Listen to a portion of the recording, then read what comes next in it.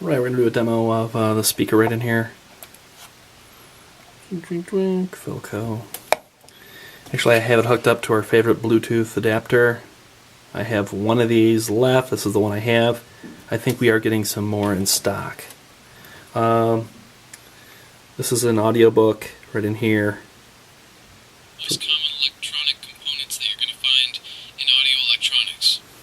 First, let's take a look at this guitar amp here. This is a PV Valve King Royal 8. This is called a combo amp. That's because it's an audio amplifier in the top and it's got a speaker in the bottom.